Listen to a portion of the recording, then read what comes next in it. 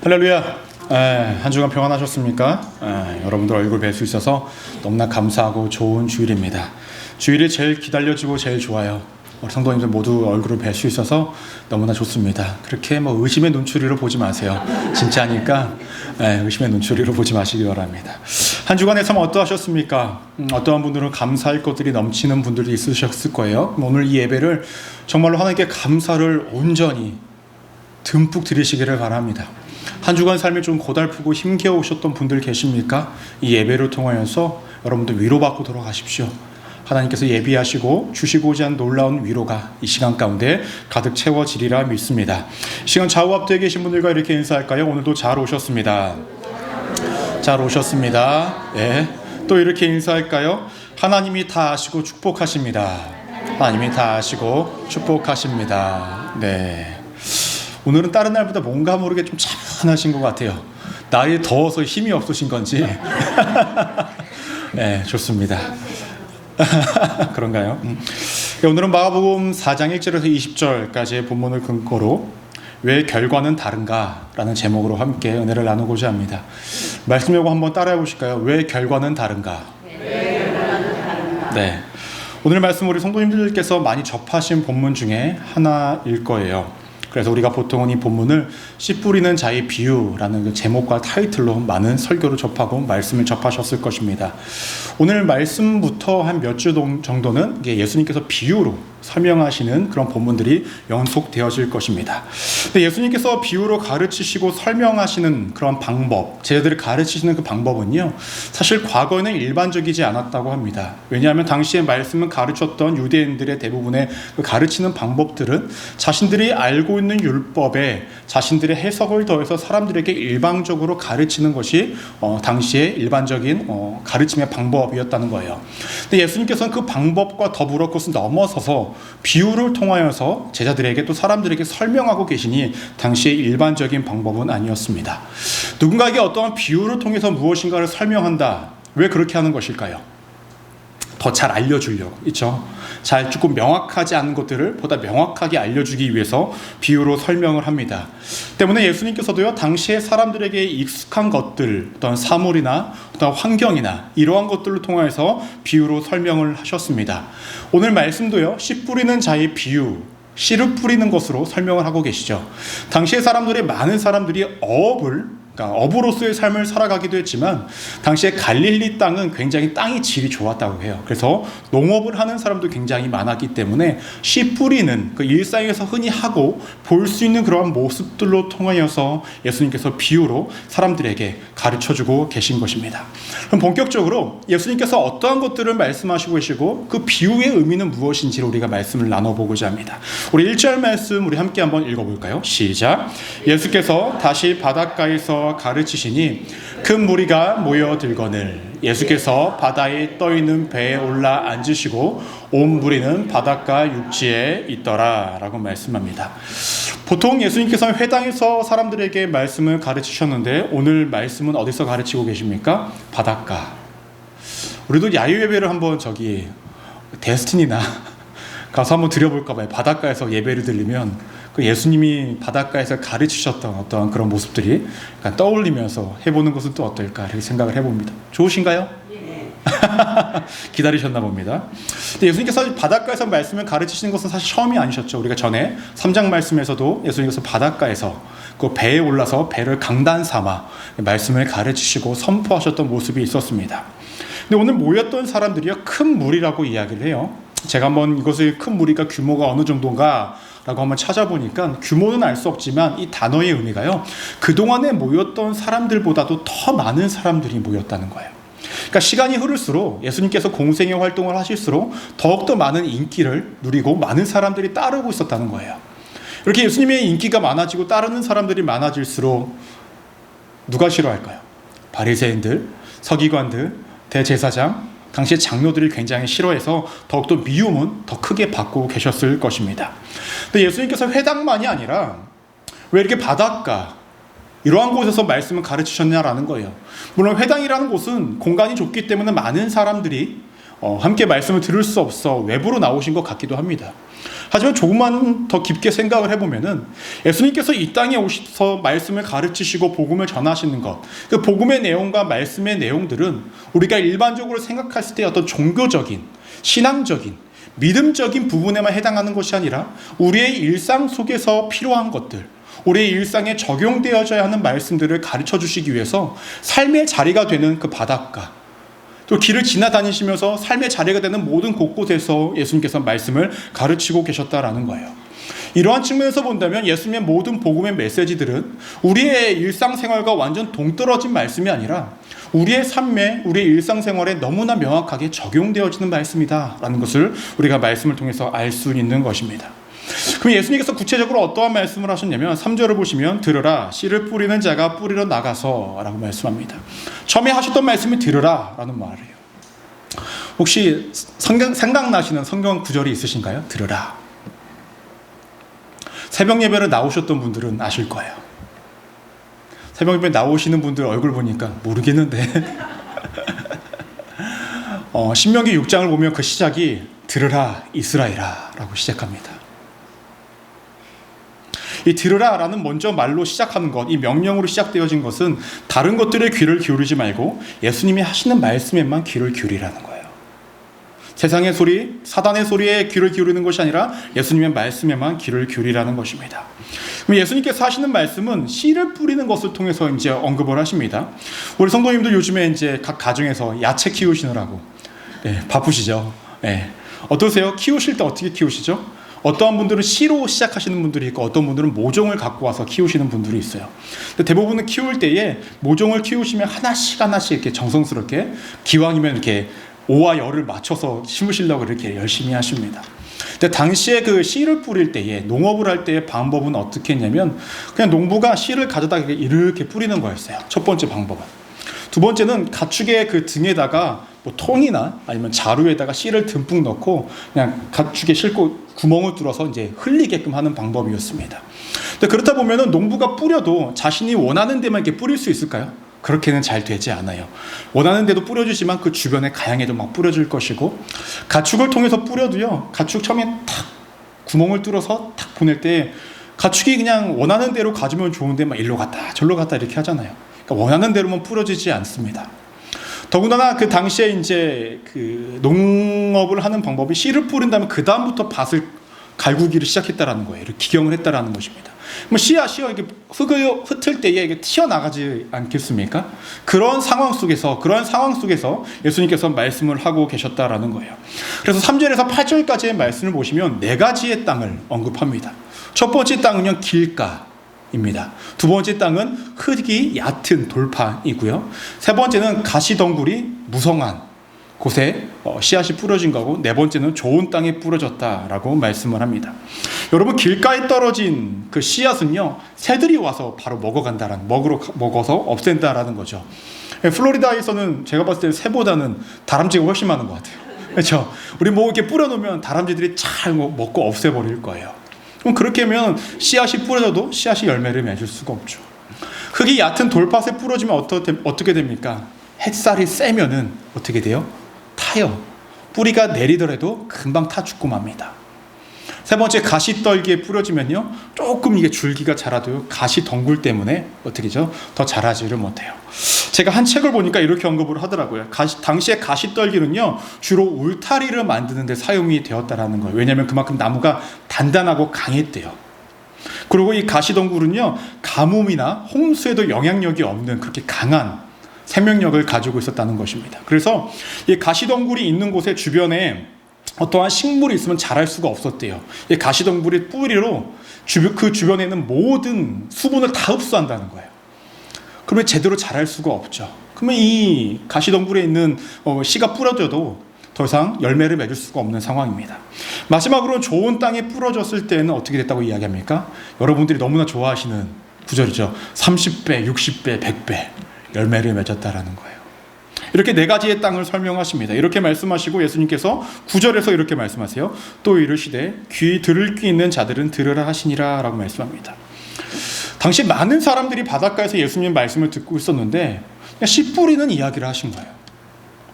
이 사람들의 입장에서는 뭐라고 생각을 했을까요? 뭔 소리 하는 거야 지금? 우리가 씨 뿌리는 거 모르냐고, 이런 소리밖에 더 하지 않겠습니까? 그런데 예수님께서 뭐라고 말씀하십니까? 들을 귀 있는 자들은 들으라. 여러분, 귀 한번 만져보세요. 본인의 귀 한번 만져보세요. 귀가 있어요? 양쪽 다 잘 붙어 있습니까? 네, 들을 귀 있는 자는 들어요. 그 당시에 있던 사람들 중에 귀 없는 사람이 있었을까요? 아니요. 다 귀가 있어요. 근데 들을 귀 있는 자는 들으라고 말씀을 합니다. 즉 지금 예수님께서 하시는 말씀을 들어도 아는 자들이 있고 모르는 자들이 있다라는 거예요. 듣기는 들어도 듣지 않은 자와 다름이 없는 사람들이 있고, 보기는 보아도 보지 않았던 자들과 다르지 않는 사람들이 존재한다라는 거예요. 그런데 말씀을 연이어서 보시면요, 상황이 완전히 바뀌어집니다. 10절 말씀 우리 함께 한번 읽어볼까요? 시작. 예수께서 홀로 계실 때에 함께한 사람들이 12 제자와 더불어 그 비유들에 대해서 물으니 라고 말씀합니다. 좀 전에 우리가 1절에서는 큰 무리가 함께 있었대요. 그렇죠. 근데 지금은 예수님이 홀로 계실 때에 함께한 사람들, 소수의 사람들과 제자들만 예수님 곁에 있습니다. 그 많았던 사람들이 어디로 갔는지 모르겠어요. 근데 다 사라지고 소수의 사람들만 모여 있습니다. 근데 이들이 하는 것이 무엇이냐면은, 좀 전에 그 씨 뿌리는 것에 대해서 그 비유로 말씀하신 건데 그것을 알지 못하니까 예수님 앞에 묻는 거예요. 이것이 무엇을 의미하는 것인지를 묻고 있는 것입니다. 이들도요, 그 예수님 곁에 있던 큰 무리의 사람들과 같이요, 예수님께서 무엇을 말씀하시는지는 이해하지 못했던 사람들입니다. 별반 다르지 않아요. 제자들도 이해하지 못했고, 여기 함께한 사람들, 소수의 사람들도 이해하지 못하는 가운데 있었어요. 그런데 이들이 조금 달랐던 것은 무엇이냐면은, 자신이 들을 귀가 있어서도 듣지 못했던 그 상황을 넘겨버린 것이 아니라 예수님 곁에 있어서 그것은 무슨 말씀이신지를 알고 싶어하는 의지가 있었고, 알고자 했던 그 마음의 사모함이 있었다는 거예요. 그들이 큰 무리와 이 소수의 사람들의 차이라는 것입니다. 그러면서 11절 말씀을 보시면 언급합니다. 이르시되 하나님 나라의 비밀을 너희에게는 주어졌으나 외인에게는 모든 것을 비유로 하나니 라고 말씀합니다. 예수님께서는 두 부류로 구분을 하세요. 너희라는 존재와 외인이라는 존재로 구분을 합니다. 이 너희는 누굴까요? 지금 함께 있는 소수의 사람들과 제자들입니다. 외인은 누굴까요? 예수님의 말씀을 들어도 알지 못하는 자들, 그리고 예수님의 말씀을 들으려 하지 않았던 자들, 그들이 외인입니다. 그러면서 예수님께서 뭐라고 말씀하시냐면은, 외인은 예수님의 말씀을 들으려 하지도 않고 그것이 무엇인지도 궁금해하지 않으며 그것을 들어도 듣지 못한 자와 별반 다름이 없는 자들로 외인을 구분을 하십니다. 왜 예수님께서 외인을 향하여 이렇게 말씀을 하고 계실까? 12절 말씀을 볼까요? 이는 그들로 보기는 보아도 알지 못하며 듣기는 들어도 깨닫지 못하게 하여 돌이켜 죄사함을 얻지 못하게 하려 함이라 하시고 라고 말씀을 합니다. 예수님께서 이렇게 비유적으로 말씀하시는 것은, 믿음으로 예수님의 말씀을 듣고자 하고 알고자 하는 자들에게는 이 비밀이 알려진다라는 거죠.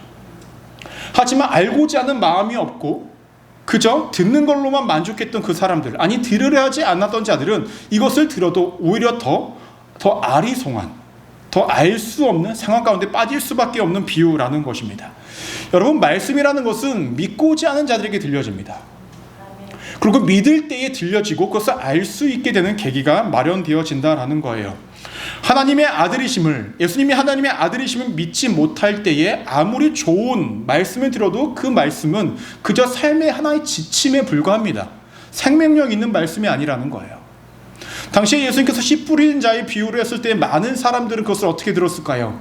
그냥 농사를 잘 지어야 하나? 이 정도로만 들었겠죠.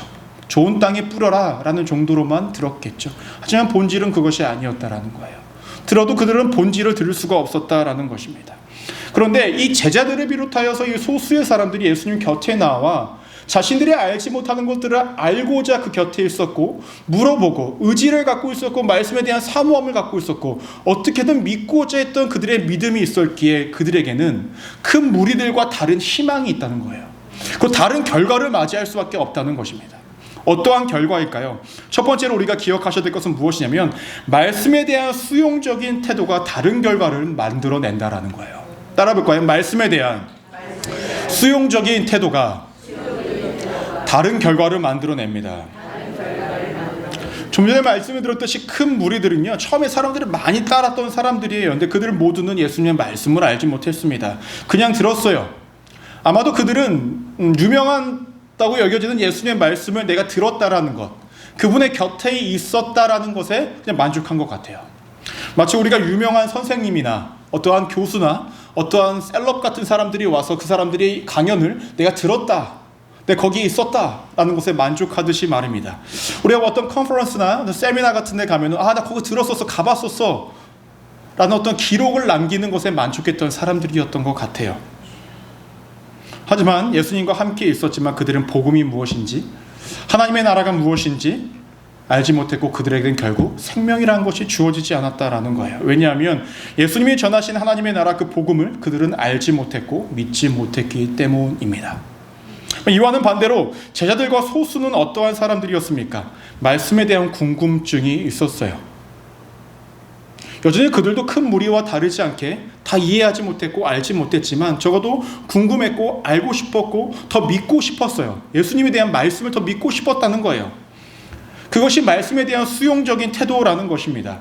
알지 못했던 것, 보아서도 보지 못했던 것, 그것들에 대해서 어떻게든 알고자 했던 의지와 사모함을 가지고 예수님께 나아가니 그제서야 알게 되어지고 믿게 되어졌다라는 것입니다. 여러분, 분명 이 소수의 사람들은 처음의 시작점은 무리와 크게 다르지 않았습니다. 예수님의 말씀을 이해하지 못하는 수준이었죠. 하지만 믿음으로 예수님 앞에 다시 한번 나아가고 알기를 원해서 그것을 받아들이고 깨달았을 때의 그들의 결과는 너무나 달랐다라는 거예요. 시작은 같이 제로베이스에서 시작을 했을지 모르지만 그들의 믿음에 대한, 말씀에 대한 수용적인 태도, 믿음에 대한 간절함, 예수님에 대해서 더욱더 간급하게 나왔을 때의 그 모습들은 결국 완전히 다른 결과를 초래하게 되었다라는 것입니다. 여러분, 한 주에 한 번, 아니면 새벽 예배나 여러 가지를 통하여서, 아니면 유튜브나 이런 것들을 통해서 여러분들이 많은 말씀을 듣습니다. 저와 같은 목사라는 존재를 통해서 설교를 들으시죠. 그런데 그렇게 들었던 말씀들이 여러분들의 삶에 어떠한 의미가 있습니까? 이 자리에 앉아있다 가시면요, 당시에 큰 무리와 뭐가 다르냐라는 거예요. 유튜브를 통해서 많은 설교, 말씀 좋다고 하시는 분들 막 따라가면서 막 들어요. 구독도 하고 좋아요도 누르고. 우리 유튜브에는 누르고 계시죠? 한 분 누르시나 봐요. 아멘 하셨네, 한 분. 네. 그게 무슨 의미가 있냐라는 것입니다. 듣는 걸로 만족하라는 것이 아니에요.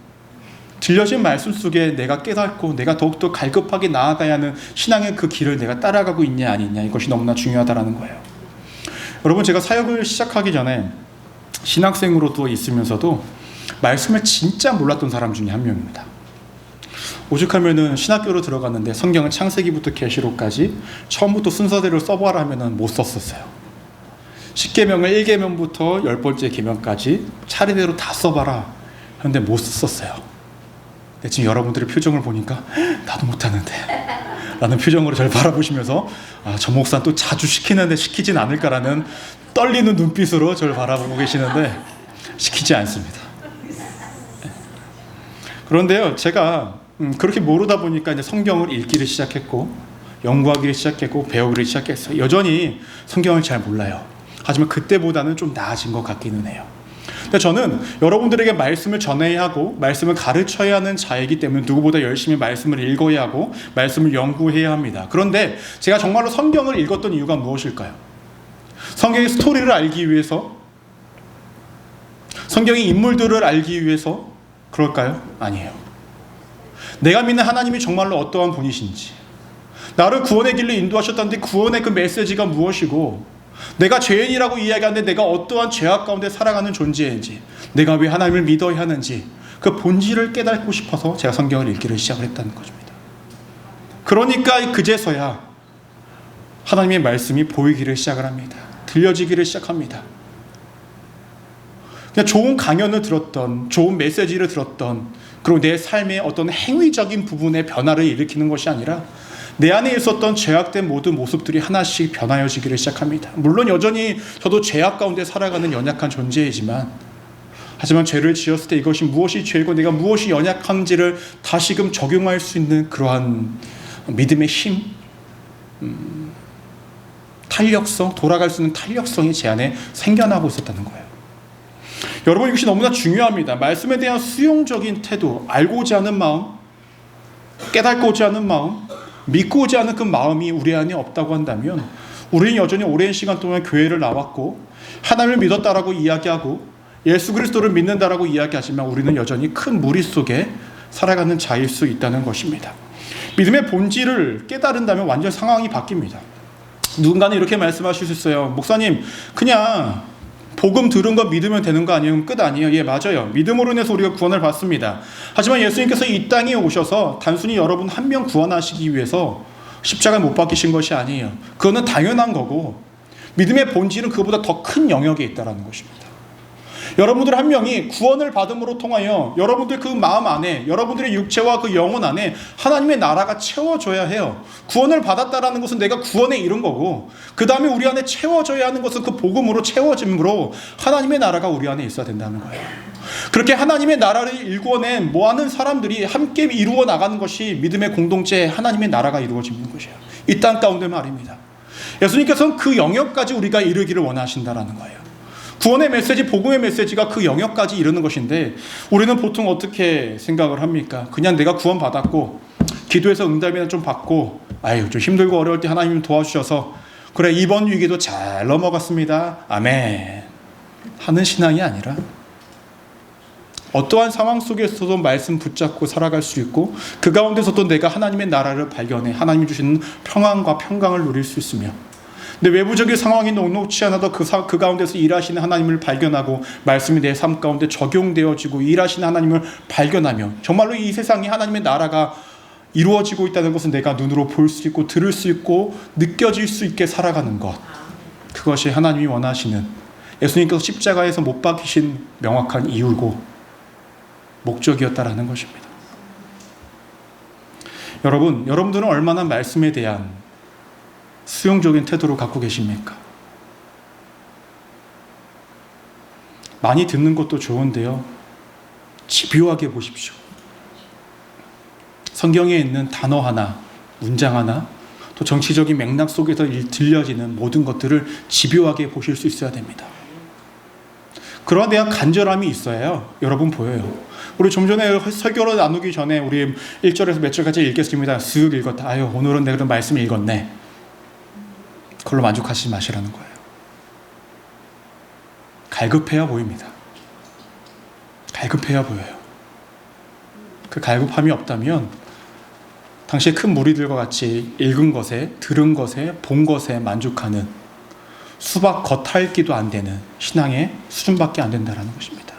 더 정확하게는 그들은 적어도 그 당시에는 그들은 구원의 길에 이르지 못한 사람들이었다라는 거예요. 여러분들에게 질문 하나 던져보고자 합니다. 여러분들은 현재 아까 예수님이 말씀하신 너희에 해당되십니까?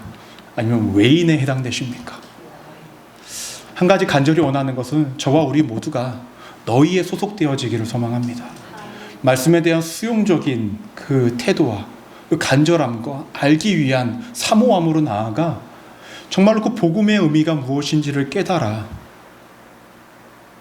들으라 라고 말씀하신 것들을 온전히 들을 수 있고 보라 라고 말씀하신 것을 잘 볼 수 있으며 깨달아라 하는 것을 깨달을 수 있는 믿음의 역량까지 이르러 같은 하나님을 믿고 있지만 완전히 다른 믿음의 수준의 영역까지 이르러 우리 성도님 모두가 세상 속에서 여러분들이 계신 그 모든 곳에 하나님의 나라가 일구어지기를 주님의 이름으로 간절히 축원합니다.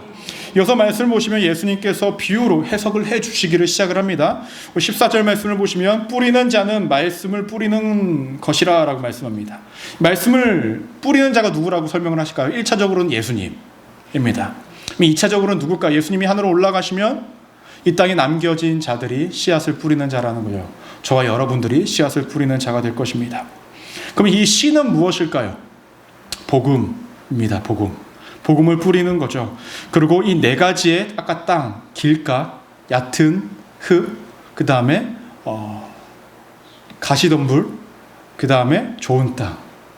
이 네 가지는 그것을 받아들이는 사람의 마음의 밭의 상태, 믿음의 상태를 의미하고 있다는 거예요. 여러분 길가라고 말한 사람들의 상태는 어떠한 상태일까요? 우리 15절 말씀 우리 함께 한번 읽어볼까요? 시작. 말씀이 길가에 뿌려졌다는 것은 이들을 가리킴이니 곧 말씀을 들었을 때에 사탄이 즉시 와서 그들에게 뿌려진 말씀을 빼앗는 것이요 라고 말씀합니다. 이들은 예수님의 말씀에 마음을 닫은 자들을 의미해요. 들으려 하지도 않고 들어도 그냥 내치는 자들을 의미한다는 것입니다. 이들은 죄책감도 없고 어떠한 죄 용서의 피로도 느끼지 못하니까 예수님의 말씀에 귀를 닫는 거예요. 그들은 또 누구에게 귀를 열고 있습니까? 사단의 메시지, 세상의 메시지는 귀를 열고 있어요. 그러니까 복음의 메시지가 새들에 의해서, 사단에 의해서 바로 없어져 버리는 자들이라고 말씀을 합니다. 이들에게는 구원이 없다라고 말씀을 하죠. 두 번째, 돌밭. 해당하는 사람들은 어떠한 사람들일까요? 우리 16절하고 17절 말씀 함께 한번 읽어볼까요? 시작. 또 이와 같이 돌밭에 뿌려졌다는 것은 이들을 가리키니 곧 말씀을 들을 때에 즉시 기쁨으로 받으나 그 속에 뿌리가 없어 잠깐 견디다가 말씀으로 인하여 환난이나 박해가 일어나는 때에는 곧 넘어지는 자요라고 말씀을 합니다. 이들은 들어요. 그래서 기쁨으로 여겨요. 뿌리가 조금 내려요. 성장이 보이고 가능성이 있는 것 같아요. 그런데 자신에게 주어지는 아픔과 고통으로 인하여서 더 이상 자라지 못하고 성장하지 못하고 넘어지는 자들을 의미합니다. 다르게 표현하면 복음을 자신들의 삶에 적용하지 못하는 자들이라는 거예요. 여러분, 신앙이라는 것이 감정적입니까? 아니라는 거예요. 근데 이 말씀을 보니까 뭐라고 이야기해요? 이 사람들의 특징은 그것을 받았을 때 기쁨으로 받았다라는 거예요. 좋은 말이다. 좋은 메시지다. 기쁨으로 받았어요. 하지만 자신의 삶의 우선순위, 외부적인 환경 요인으로 인하여서 그 기쁨은 금세 사그라든다라는 것입니다. 여러분, 신앙은 감정적인 것이 아닙니다. 감정을 넘어선 영적인 부분이에요. 여러분들이 이 시간 막 오늘 설교가 너무 좋았어. 눈물 막 흘리고 가시고 콧물 빼고 가셔도요. 그것이 정말로 우리의 영혼까지 와닿지 않는 그것은 여러분 그냥 속 시원하게 울다 가시는 거예요. 그거 이상도 그 이하도 아니라는 거죠. 믿음, 신앙은 그런 것들이 아니라는 것입니다. 이러한 자들도 열매를 맺지 못하는 것입니다. 찬양할 때 기쁘십니까? 막 머리에 엔돌핀이 돌아요. 그 기쁨이 여러분들이 감정적으로 기쁜 거지 영혼이 기쁜 건 아닐 수 있다는 것입니다. 너무나 명확하게 잘 판단하셔야 됩니다. 믿음이란 것은 감정을 넘어서 영적인 것이고 순간적인 것을 넘어 지속적이어야 하는 것입니다. 믿으십니까? 다음은 가시떨기에 떨어질 씨앗, 그것을 의미합니다. 그것은 무엇을 의미하면 18절과 19절 말씀 함께 한번 읽어볼까요? 시작. 또 어떤 이는 가시떨기에 뿌려진 자니 이들은 말씀을 듣기는 하되 세상의 염려와 세상 재물과 유혹과 기타 욕심이 들어와 말씀을 막아 결실하지 못하게 되는 자요라고 말씀을 합니다. 복음은 들었어요. 근데 세상의 염려와 근심, 유혹, 자신이 생각했을 때 더 중요한 것들로 인하여서 더 이상 자라지 못하는 자들을 의미한다라는 거예요. 대표적인 케이스가 누굽니까? 예수님께서 그 부자 청년을 이야기하신 적이 있죠. 그 청년은 모든 율법을 다 지켜 행했다고 말을 했었습니다. 근데 예수님께서 너희가 가진 모든 소유를 팔아 나를 따르라 라고 했을 때 그 청년은 근심하고 갔습니다. 왜냐하면 자신의 소유가 더 중요하다고 여겨졌기 때문에 그래요. 아까 돌밭은요, 외부적인 요인입니다. 환경적으로 자신을 힘겹게 하는 것들로 인해서 더 이상 자라지 못하는 것. 이 가시떨기밭은 무엇이냐면 내면적인 거예요. 내 안에 어떠한 염려와 근심과 어떠한 것들로 인하여서 내 삶에 더 우선순위가 되는 것들로 인하여 더 이상 복음을, 말씀을 받아들이지 못하는 삶.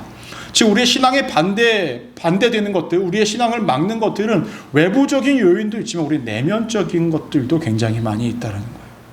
이것들로 우리가 무너진다라는 것입니다. 마지막으로는 무엇입니까? 좋은 땅입니까? 좋은 땅입니다. 우리 20절 말씀 함께 한번 읽어볼까요? 시작. 좋은 땅에 뿌려졌다는 것은 곧 말씀을 듣고 받아 30배나 60배나 100배의 결실을 하는 자니라 라고 말씀을 합니다. 여러분, 말씀을 받았다라는 것은요, 단순히 받은 것이 아니라 그것을 환영한 거예요. 환영한 거. 그러니까 그 말씀을 받아들인 것을 너무나 기쁘게 여기는 거예요. 그 사람은 어떠한 결과를 맺냐? 30배, 60배, 100배의 결실을 맺는다라고 이야기를 합니다. 그래서 우리가 마지막으로 한 가지 더 기억하기를 소망합니다. 그것은 무엇이냐면 결과는 두 가지뿐이라는 것을 알면 달라진다라는 거예요. 따라해볼까요? 결과는 두 가지뿐이라는 것을 알면 달라집니다. 여러분 오늘 말씀을 보시면 여러 밭을 설명하고 있어요. 네 가지 형태로 이야기를 하죠. 뿌리는 사람이 동일해요. 그렇죠? 뿌리는 씨앗도 동일해요. 그러면 뿌리는 사람하고 씨앗에는 문제가 있습니까? 없습니까? 없어요. 하나님께서 여러분들에게 십자가의 은혜를 주신 것은 모두가의 동일한 은혜를 주셨다라는 거예요.